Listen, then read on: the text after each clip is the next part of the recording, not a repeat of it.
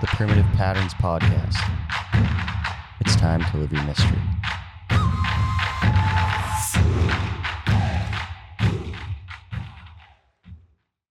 All right, guys, welcome back to another episode of the Primitive Patterns Podcast. You just got one Barella bro today. That's it. It's going to be a solo mission, but it's one that I'm pumped about. I'm talking to Rob Wilson today. So Rob's a specialist in high performance, human performance. I know he does a lot of work with tactical teams as well as first responders and really anybody that's just looking to take a deeper dive into their physiology and what matters most when trying to correct some things that are maybe going wrong, or even further than that, stopping or utilizing tools to help stop something from going wrong. I hope that was a decent intro, but what I'll do, Rob, is I'll hand it off to you, bud, and you can kind of give the audience a clear idea as to who you are, what you do, and what you're passionate about. Sure. For as long as I can remember, the thing that interests me most is how people work and what drives us to do the things we do, and how we can apply that in high performance environments. My work is weird. My career is weird. I'm a college dropout. Yeah. I bounced from school after a few years. I didn't study formally anything that has to do with the career that I have now, at least not at the university level. I was a psychology and language major, and figured, oh man, the only thing for me to do in this career path is go to a place where I wear a suit all day, every day, and live the sort of, like, I would say 9-to-5 life, but it's more like the 7-to-7 life. Right. And I knew that wasn't for me. That what I was really interested in was health and performance.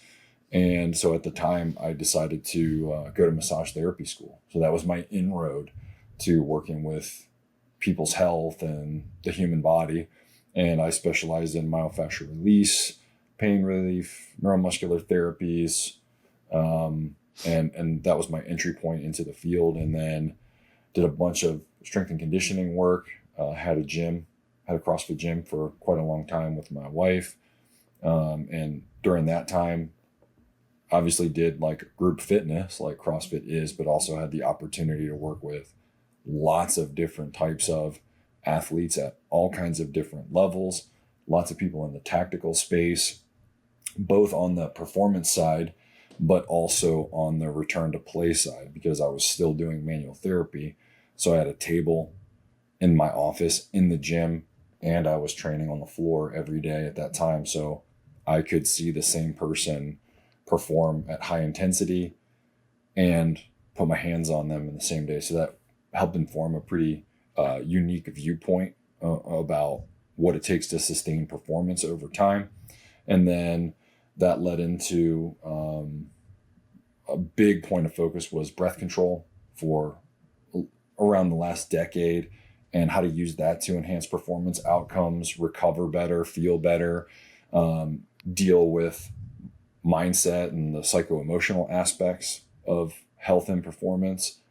And then, sort of fast forward to now, a lot of that has zoomed out to a larger curriculum that I teach called the Check Engine Light, which is primarily targeted at people in the special warfare community. At least for the last 3 years, it's been exclusive to special warfare and their families. But that's starting to broaden out a little bit more. And I have a book of that same name coming out next Tuesday. So taking some of those ideas, sort of the culmination of my experience, the curriculum that I developed for these special operators, and then expanding it out to how it can help people in any walk of life. Awesome. Yeah. So can you actually touch a little bit on, it's pretty interesting way into like how you have come about to where you are and the mindset shift that you've occurred, because, most people understand, I think, especially listening to this podcast, they understand what CrossFit is. They understand it's a very output driven sport or activity, depending whether you compete or not. And with your background kind of coming up through that, and now the shift with kind of like you said, taking a step back and looking at health and performance from a broader lens, not just outputs, but also inputs. And you can kind of dive a little deeper into this if you would like. But, you know, not only what you're able to output, but also the inputs that you're giving your body and how those are going to manifest into how you feel every single day. And I know you said you put a lot of emphasis on breath work. Can you dive a little bit deeper into how you work with people in terms of nervous system regulation, breath work? And then maybe another step would be how that kind of intertwines with some of the tactical and first responders that you work with, and why it's so important for that population to take onus and to take real responsibility on that side of human performance. Sure. So that's a lot to unpack for sure. One thing I would say first, you know, as far as CrossFit is concerned, most people are probably familiar with it at this point. It's been around for a while. It's probably most known for its measurable components for the workout of the day and measuring intensity. Sort of that's CrossFit's central claim, is that they have times, loads, and work rates that show progress over time and then foster community competition. And I think one of the things that's good that I learned from CrossFit and that I saw it help people to do is be openly accountable for their effort. So every day, publicly, you have to put up what you did. Now, you could take that as competing with everybody else, but if you put up what you did that day, you have to write up on a board or now input into some software something for everyone else to see. And if those people are training with you on a regular basis, they're going to know if that's your best effort or not. And so there's some social pressure for you to try your best, whatever that is, every time that you come into the training environment. And I think that's something really important that CrossFit brought to general population that you might not get unless you were in a high performance or an athletic training environment, is that every time you come in, you're trying to get a little bit better than you were yesterday. Right. Exactly what that means in the big picture, in the grand scheme of things, that's a more sophisticated conversation. But I think outside of the obvious, people started Olympic weightlifting and doing things that were related to gymnastics. That's all great. But I think one of the primary things was social accountability. Like, you have to come in and show your work. You can't just say, I did some shit, and then everybody goes, high five, good job. It's like, right. No, show me what you did. Yeah. Right.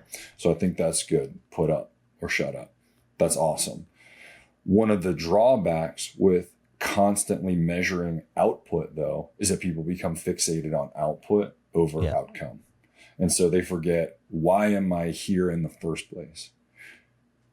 Is it really important for me as a 40-year-old father of 3 to blow out my L4, L5 to get 5 more pounds on the deadlift? Like, when I go home to my kids later, are they going to care whether or not I got 5 or 10 more pounds on my deadlift? Or are they going to be more bummed out that I can't play with them because I have to ice my back for the next 2 weeks, or because now I have to get knee surgery because I don't know how to keep the big picture in mind because I'm fitnessing.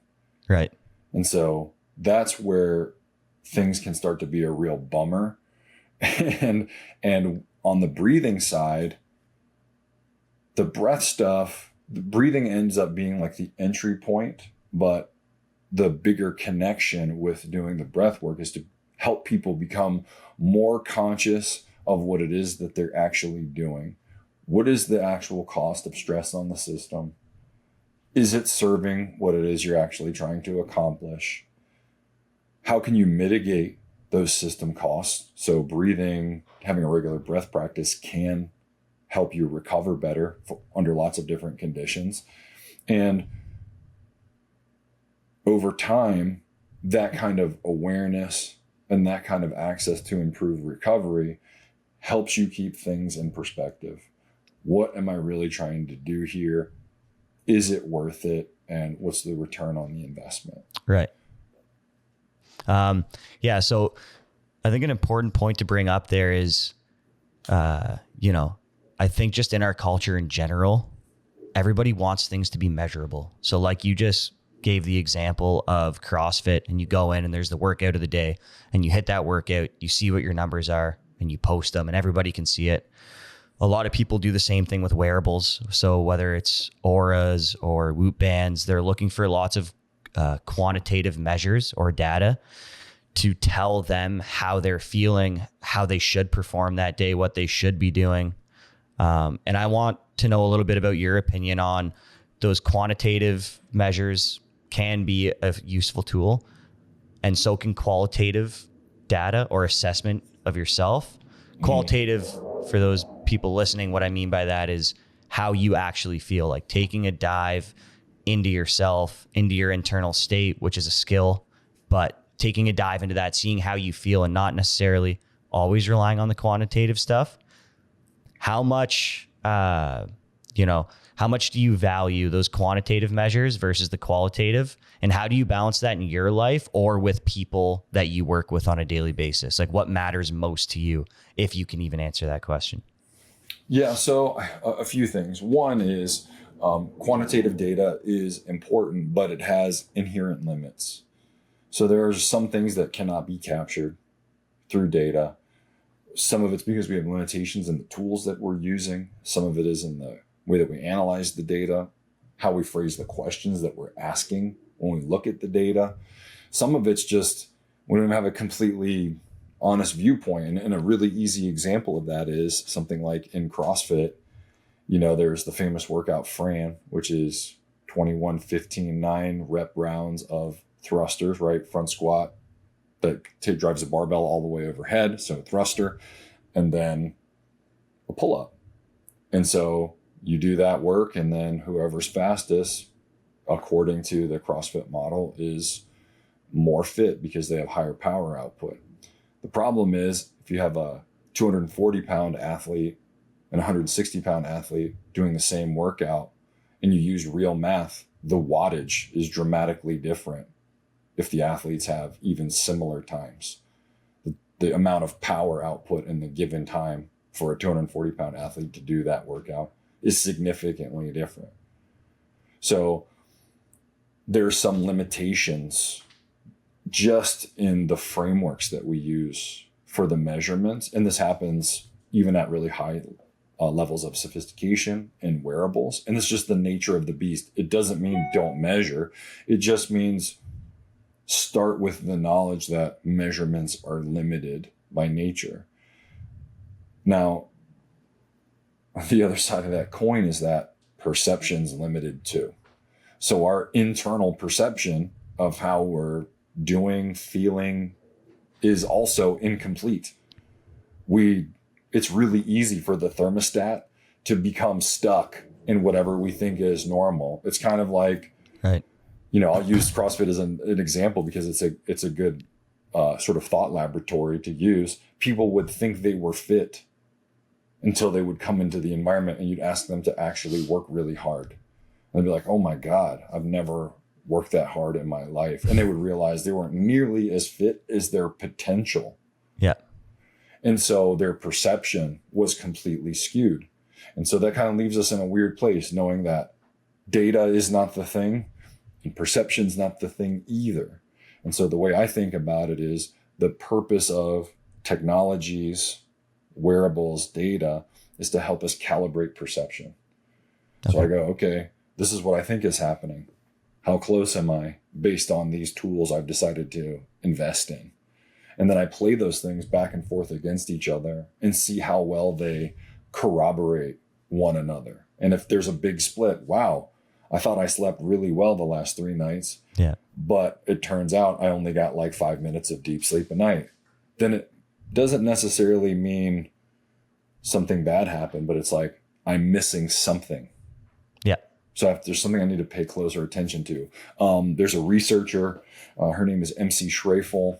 There's a really good paper that she wrote with Dr. Eric Heckler, who's at UC San Diego. They're both into public health and human-computer interface. And they wrote this paper about something they call tuning. and they coined this phrase outsourcing and insourcing.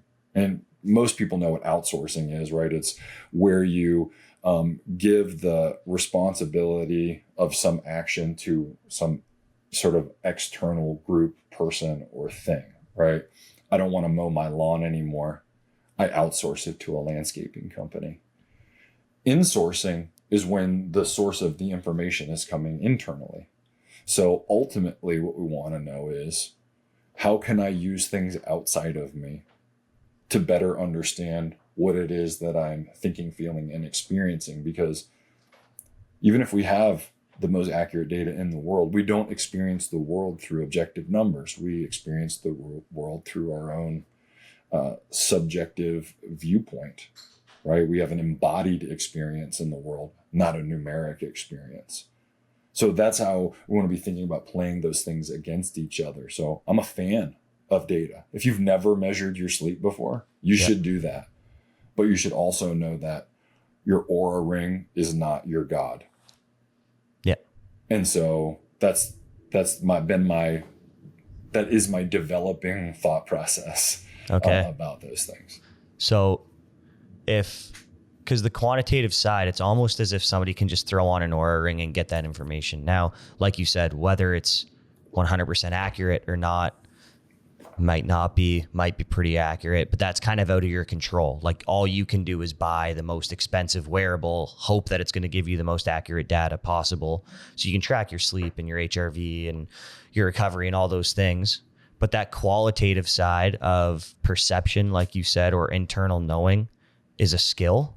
And so if you're working with somebody, whether it's one-on-one or in a group setting, and they have those quantitative measures dialed in, like they're wearing their wearables, they know what's up there, what are some tools, easily accessible tools, that somebody can use to start to get a better look into how they're perceiving their performance, how they're perceiving their stress in their daily life, and working towards a better relationship with that? Like, what are some simple tools that, say, a listener of this podcast would be able to use? I think the most important thing would be to develop some self-reflection questions in terms of the data. So asking yourself, why did this happen? So it doesn't matter if it's your Whoop, your Apple Watch, your Oura Ring.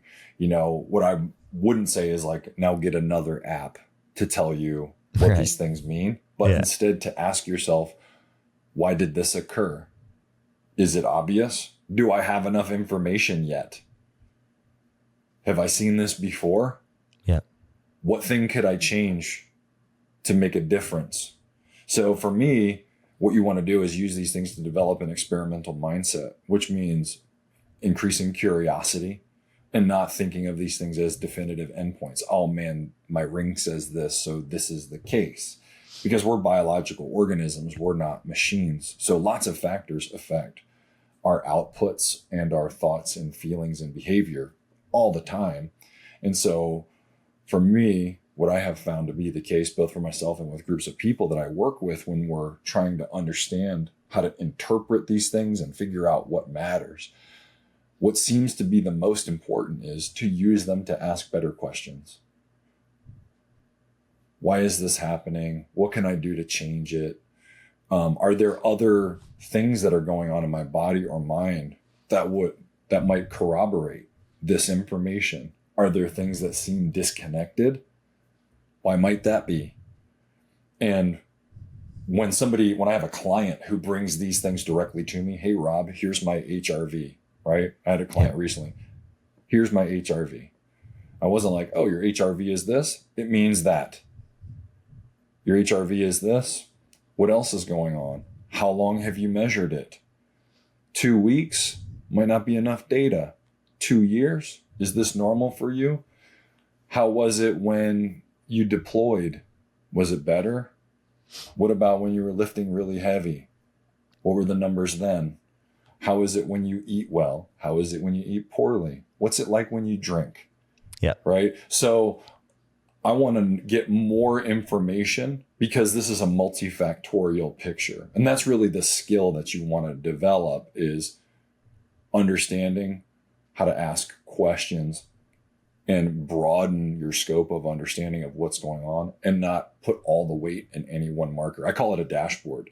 Okay. Right? When you look at a dashboard in a car, there's not one gauge. There's a bunch of gauges.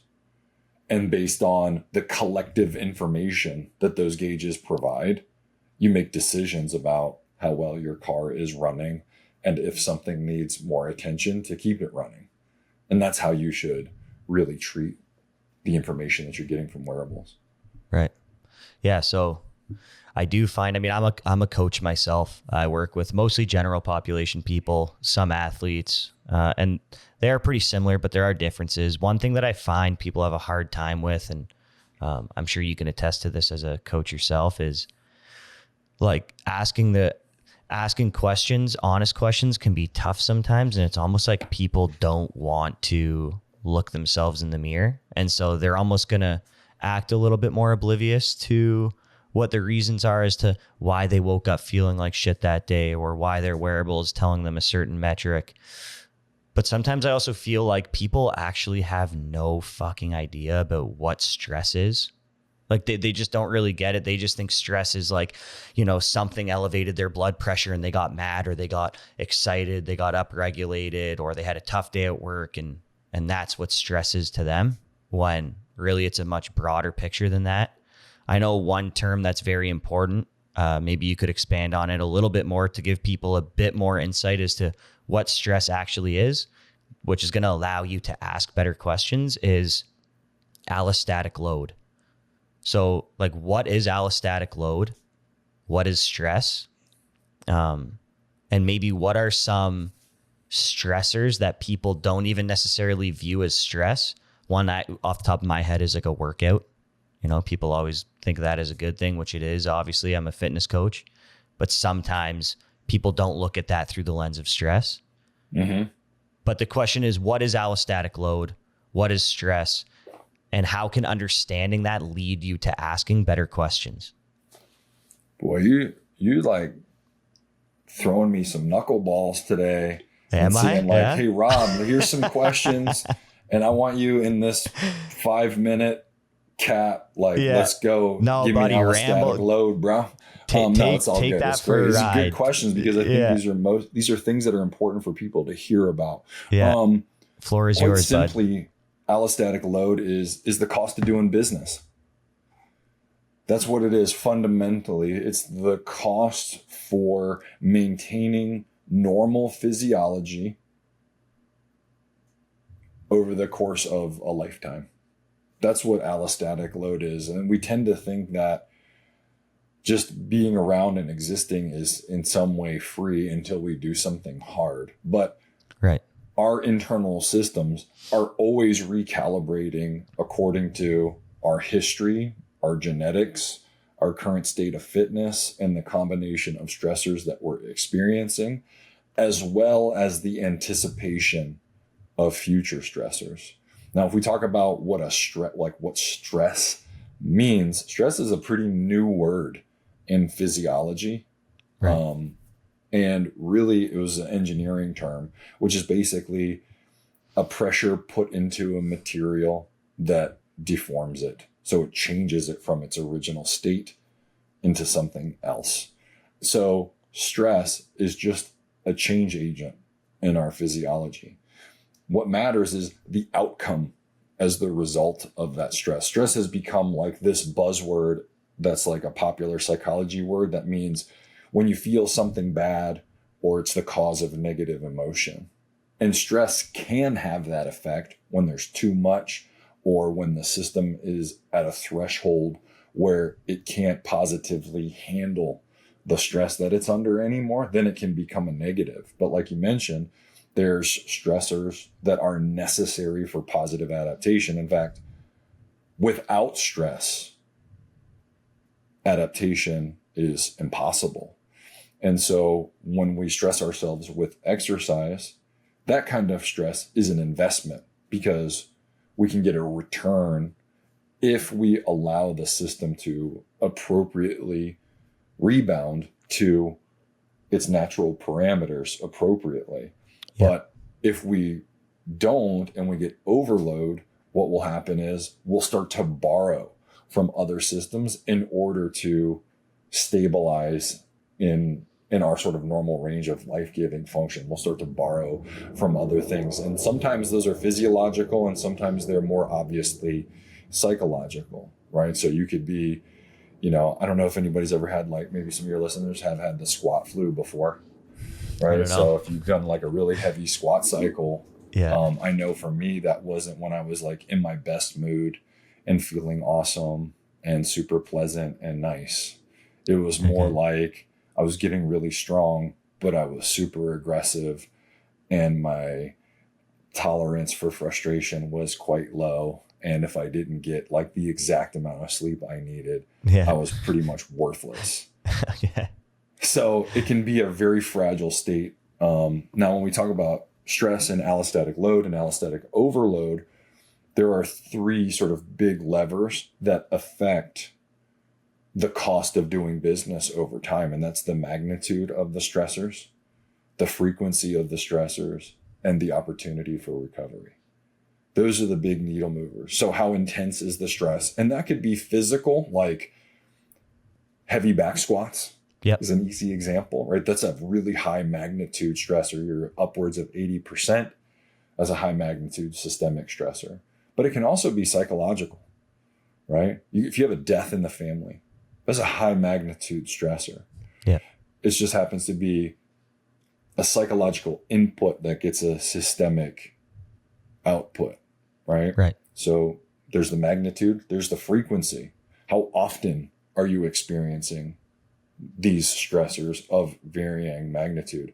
Do you ever get a break, or is there like always something going on? Is your life like Yellowstone, where every time you turn around, there's another problem, there's another drama, there's something else broken, and you can't seem to catch up?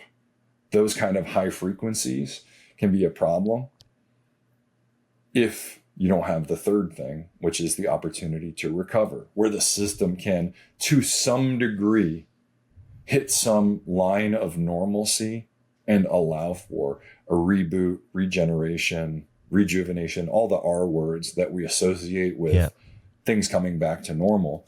In tactical professions in particular, these three variables show up in really obvious ways because they often have high magnitude, high frequency, and low opportunity for recovery. I recently did a speaking event with FDNY, and a lot of their stations in Manhattan are doing between 6,000 and 8,000 calls a year, which is an insane amount of call volume. And they're going to really intense scenes, right? We're talking about fires, accidents, medical emergencies, really high frequency, and not enough opportunity for recovery, either because of work scheduling and or because when they do have time, they have insufficient resources, knowledge, or motivation to support the system in a way that delivers recovery. And so if you have high magnitude, high frequency, and low opportunity, what you get is allostatic overload, where the cost of keeping the business is more than the business makes. And that's why very, very often firefighters get sick. There's really high incidences of cancer and cardiovascular disease and suicide. And allostatic overload doesn't help when you're already getting exposed to smoke and noxious chemicals. I mean, I love that answer because that's kind of what I was hoping to get at, was like you had mentioned prior to that whole 5-minute conversation that we just had about allostatic load, what is stress, and the three pillars that you look at in terms of magnitude, frequency, and opportunity for recovery. That was the third, essentially. See, like that right there to me is like such a simple way for me to ask clients if they come to me and say like, man, why is my strength not increasing? Or why am I showing up with low back pain every day? Or why am I feeling upregulated or uptight all the time? It's like they may not have even known to ask themselves. And even for me, I can now ask them that question. Okay, like, are you running into high stress? Are you running into high stress on a frequent basis? And how much opportunity do you have to downregulate? And also, are you taking advantage of that opportunity? Like, you may have 6 hours at the end of the day. They may say, yeah, you know, I finish work at 6 o'clock and I get home and I get to chill. It's like, okay, but are you looking at blue light through a screen the whole time, eating shit food and getting 5 hours of sleep? And to you, that might be normal, right? Perception, like you said, is just equated to how you live your life, and whatever that is, it just becomes normal to you. So to a lot of people, it's like now they have a toolbox of questions to ask themselves. And in terms of like the tactical first responder stuff, I can appreciate that. I've never been a practicing firefighter, but I went to TEACS at Texas A&M. I did their fire recruit academy, like their 3-month course. And when I was there, obviously you're not dealing with any real life shit. Like, you're not showing up to a car accident with a family. You're not showing up to a burning building where it's go time.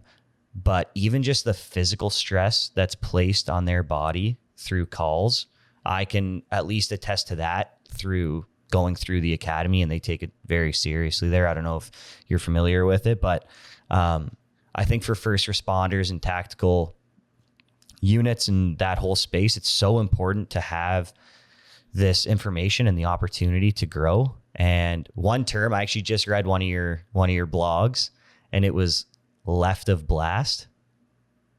And I think that's a really sick term. And I know I wasn't familiar with it prior to reading the blog. Can you give people a bit of insight as to what left of blast means, kind of where that comes from, but how you can relate that to your life, whether you're general population, tactical, athlete, like what that means, and how you can go about managing that? Sure. Yeah. So left of blast is a military term. I was never in the military, but I work with the military and military adjacent organizations quite regularly. And it's a term that you hear quite often. And so in military planning, my understanding is that there's left of blast, which is before the event, attack, whatever. Yeah, the critical moment. The critical moment. Then there's blast, the moment. And then there's right of blast, which is after. So essentially it just represents a course of time in an action that's being planned. Most of the time, we wait until we're right of blast to go, oh man, I should have done X, Y, Z. And some of that is implicit to the structure of how we learn. There's some right of blast that's just unavoidable. But I think having systems in place that help us mitigate the effects of blast, right? So the things that we might view as negative, if we know, for example, that we're going to be in a position where we're going to have a few nights where we're not going to get good sleep. So whether that's because you're on vacation with your kids and you know they're going to stay up later, if it's because you have a work event, if it's because you have a spouse that's not feeling well, if your dog got surgery and is knocking around under your dining room table with a cone, keeping your ass awake all night, whatever the reason is for not getting sufficient sleep, if you're in a situation where you know that's coming, what you can do is nothing, sleep like shit, and then feel like shit on the right side of that, on the right of blast, and go, I just got to get better sleep, which is partially true. But what might be more effective is going, I know this is coming. So what I'm going to do is mitigate those effects by getting really good sleep beforehand, making sure I don't add insult to injury during those days. I'm going to try to eat cleaner. I want to make sure I'm hydrated. I'm going to make sure I move my body. I'm not going to, since that's going to be a 5 out of 10, I'm going to try to elevate all the other components to mitigate that and hopefully avoid some moment of crisis on the other side where, oh man, I got 3 nights of bad sleep because my kids were sick. And now my immune system is toast And now I'm sick too. So something that could have been over in 3 nights is now stretched out to 7 nights. Now, does life always work out that perfectly if you do the right stuff? It doesn't. There's a lot of factors at play, but your chances are better if you're on the left side of the blast. And like you said, kind of coming to terms with the fact that there's some blasts that are inevitable, right? That you can't control. Like there's some stressors that you're going to run into. You know, it doesn't matter how well you take care of yourself and how on top of your fitness you are. At some point, you're going to run into an injury, right?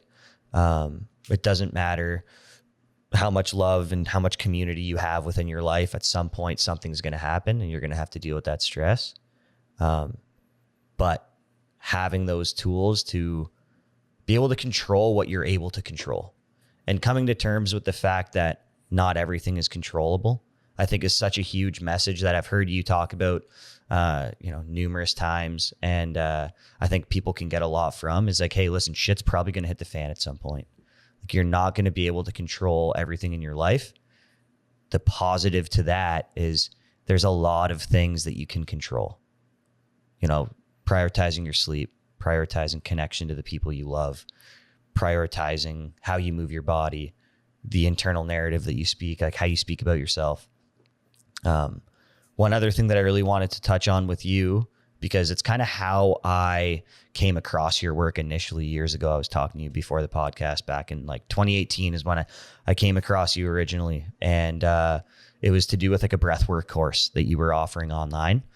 And the breathwork space is very saturated right now. I know there's a lot of information, some good, some not so good. Nauseatingly so. Yeah, for sure. But I respect your opinion on it. And I know you're an OG in that space. Like you've been in it for a while.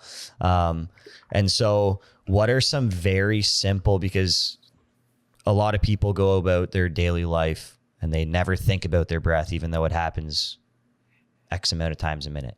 What are some simple tools that people can use from the breathwork side of stress management to help them manage stress? Yeah, I mean, the simplest way to start is if you have 5 minutes where you can sit comfortably and quietly with decent posture. And if you don't know what decent posture is, it's posture where you can take a deep breath. Yep. And so if you can sit comfortably and quietly for 5 minutes without distraction and simply breathe slowly and smoothly.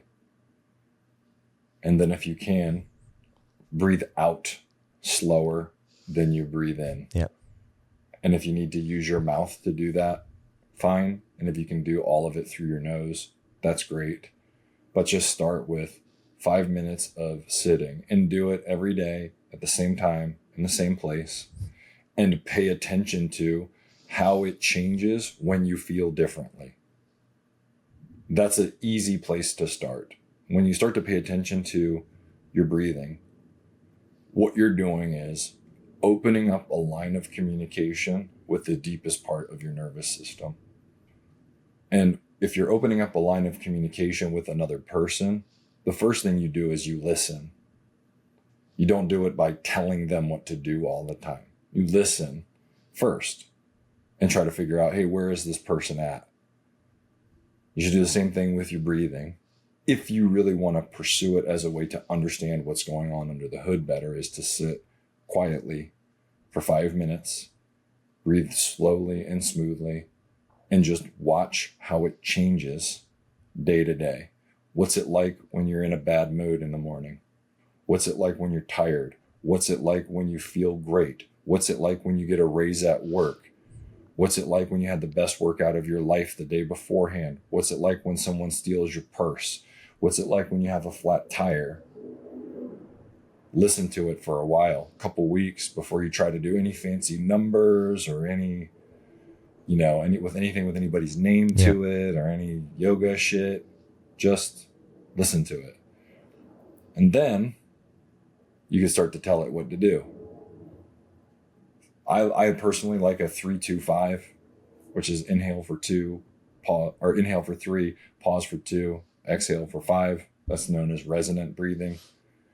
That's 1 breath every 10 seconds, 6 breaths a minute, which is known to help with autonomic regulation. So to help reduce allostatic load. Okay. And it's a simple place to start. Does it solve everybody's problems? No. Yep. But it's an easy place to start. 5 minutes of that every day, same place, same time. I think that's one thing that I've, from people that I respect in the field, that I've heard numerous times is, and I think it kind of is common sense in a way, but there is no one size fits all approach, of course. And for some reason, people think like they ask for like a, sophisticated breathwork protocol. They do it once, or maybe they do it a few times, and then they're like, oh yeah, it didn't really do anything for me. Like this whole breathwork thing is kind of bullshit. And it's funny because it's like, well, if I told you that, like, I don't know, pomegranates are unreal for something in your body and you ate them 3 times, would you expect your body to receive those benefits? Or if I'm like, hey, deadlifts are really going to help strengthen your lower back and your legs, the muscles and the tissue surrounding the hip. Somebody does them twice and they go, yeah, no, I still feel weak. Actually, if anything, I feel a little worse because I'm tight. So deadlifts are fake news. Yeah, this is something I used to think about a lot as a coach, and it can be frustrating. I think one of the things that I've come to realize, well, one, we all suffer to some degree from complexity bias. So we think that things that seem more complicated or more complex are better by nature. Oh, well, if I do this, triple somersault, salt nasal flow, for 2 hours, 1 day a week, then I'll be able to levitate. That sounds like that sort of extreme approach seems like it's so far away from where they are that it must pull them to somewhere new. We're all prone to that. I think where it's easier to identify is when you're talking about something that is in your domain of expertise or at least adjacent to it. So if you're a coach, then you have the tacit understanding of the timelines that it takes to get a physical outcome from a physical practice, because we have a lot of experience. So it's like, we know, because most coaches at some point were probably athletes too. So we've been in some kind of regular training environment. And so it's built into the way that we look at the world that if we want something about our bodies or minds to change, there's a certain investment process that takes place and then an outcome is yielded in the long term. But when we go outside of our domain of expertise, we might fall prey to the same kind of biases that other people have. Like, oh man, you telling me I gotta water this plant every day for the next 2 months in order to get it to grow these apples? That's where I tend to, like, my wife will be like, we only watered this plant like 2 times. Like, no wonder it died. And I'm like, how much do I need to water it? And she was like, well, every day, dude. Like, it's a water plant. Like, you got to put water on it every day. If it doesn't rain, you got to water it. And I'm like, oh, duh, And so, but to her, it's obvious because she's been caring for plants and animals her whole life. She knows, she has a lot of tacit understanding of how those things function. And so I think people fail to realize those things. And then it's incumbent upon us, if we're coaches or educators, to let them know up front what the timeline is and what to expect. Now, with that said, if I was going to introduce somebody to breath work in a direct environment, I give you like the simplest thing to do that has the lowest barrier to entry that any person listening to this could do without hurting themselves. Because I don't know, I'll never see anybody who watches or listens to this. But in person, I often like to give people something that they can feel first. So often I will make people very, very fatigued and then show them that they can change their breathing and feel different about how fatigued they are, or show them they can bring their heart rate down very, very quickly, or change something about the way they're experiencing their body, take away some pain or help them move differently because we operate on feel. Do I feel different right now? And I think that's why people gravitate towards things like Wim Hof as a first step so much. Because if you've never done any breath work, it sounds like bullshit. And then if you're like, and then you hold your breath, you feel, might not know what is happening, but something is changing. Something's definitely going on. And you're like, well, something going on here. And then I'm holding my breath. I can do more push-ups. Yeah. Whoa. Now, what you figure out later is you suppress the carbon dioxide signal. You front loaded a bunch of O2 into the system. So even though you're holding your breath, all that hyperventilation keeps a bunch of O2 in the system. So you can do more push-ups because the fatigue signal is delayed. That's the physiology. But if it's your first time doing breath work and you're on the fence and you do that shit, you're like, man, breath work does something. But if your first exposure is dry land apnea training from freediving, and you're like, in 2 months, your CO2 tolerance will be really good. It might be hard to stick with it unless you have physical training experience that's pretty deep and you go, okay, I'm going to wait, Yeah. Yeah. Or if you're just like insanely passionate about learning that skill. And some of it's temperamental, right? Yeah. Like some people are very patient and conscientious and will just hold the line. But some people are not, and they want to feel something today, or we're not doing it. It's kind of like somebody comes in your gym facility. If you can't do something that challenges their capacity, then they're not convinced they're going to get anything there. And so that doesn't mean you have to do like some bravado macho stuff that hurts them, but you show somebody who thinks of themselves as well conditioned that you can make them really, really tired. They get buy-in. You go, oh shit. And then you can work all the magic on the back end. Yeah. Right. All right. Well, yeah. Hey, Rob, I really appreciate you taking the time today. I know you're a busy guy. I also know that you're soon to be, well, I guess you are an author, but you said the book drops Tuesday, Check Engine Light? June 17th it drops. And the title is Check Engine Light? Yep. Check Engine Light, tuning your body and mind for performance longevity. And where can people find that? You can find it on Amazon. You can go to thecheckenginelightbook.com and order it as well.